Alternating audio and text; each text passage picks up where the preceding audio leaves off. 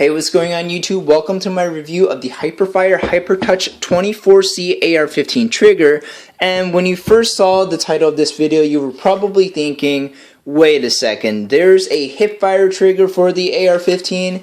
Yeah, it's extremely easy to read HIPERFIRE as HIPFIRE, but HIPERFIRE stands for High Performance Firearms. They are a company out of Minnesota, and they've only had their products on the market since about January 2014. The 24C HIPERTOUCH trigger is a 2.5 pound competition grade trigger, and it's the first match trigger I've ever used for the AR-15. Everyone knows that the AR-15 stock trigger is tolerable at its best. It's best described as tolerable. It's not bad like a Glock trigger, but it's also nothing to brag about.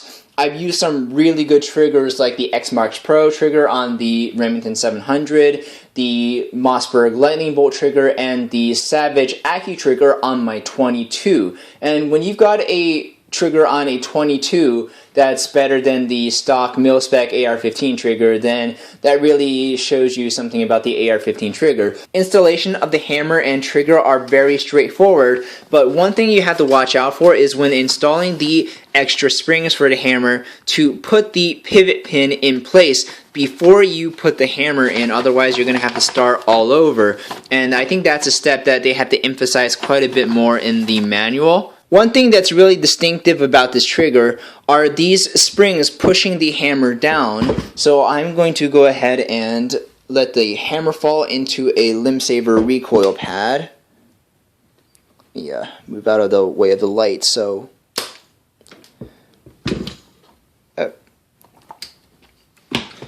these springs help push the hammer down to give a harder primer strike, and that's important because I'm using a lot of Tula ammo and the Ukrainian ammo, and these have burden primers, so they're extremely hard to ignite with the stock AR-15 hammer. So one of my priorities in getting a new trigger was getting one that had heavy hammer strikes, and also this light trigger pull weight helps increase your rate of fire. And you saw earlier in the video that I was able to pull about, I don't know, 400 rounds per minute. I timed it using just a frame-by-frame analysis in Sony Vegas, and I'm going to let this clip roll of me using the stock mil-spec trigger.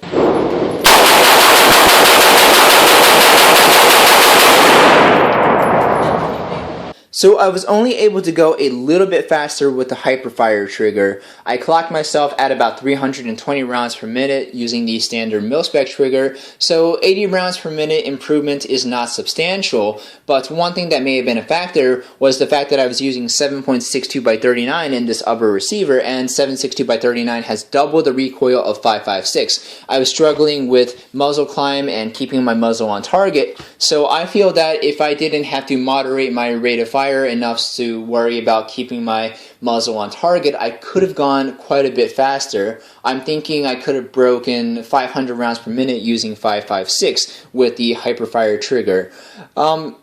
Moving on, the Hyper Shoe is another feature of the HIPERFIRE trigger. And if you look really closely, there are serrations along the flat face trigger. You can take off the Hyper Shoe entirely and just use the trigger as a flat face trigger, or you can move the Hyper Shoe along the different serrations to get finger placement exactly where you want it every single time. And I think the Hyper Shoe is a great addition. It's not just a gimmick.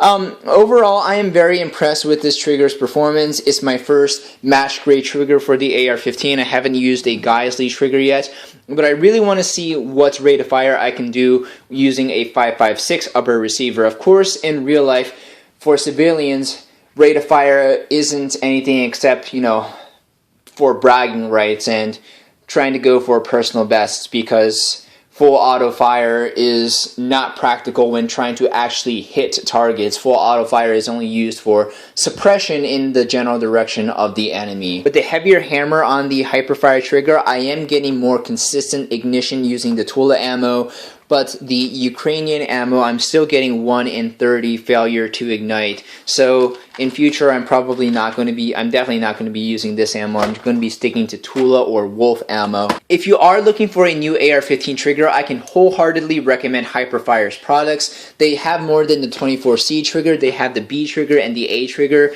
Those don't come with the Hyper shoe, but they also don't have as light of a pull weight, and light pull weight isn't necessarily something that everyone likes. But if you are going for fast rate of fire, then the 24C is definitely the trigger for you. I know the price of an AR-15 match grade trigger is very steep. For the price of a match grade trigger, you could get a decent optic and you can get a bunch of other accessories, but trust me, it's worth the upgrade over the standard mil-spec trigger. Once you've used a match grade AR-15 trigger, you're going to wonder how you ever survived using the standard mil-spec trigger. Thank you very much for watching this review. Leave a like rating if I was informative. My name is David, and I will see you next video.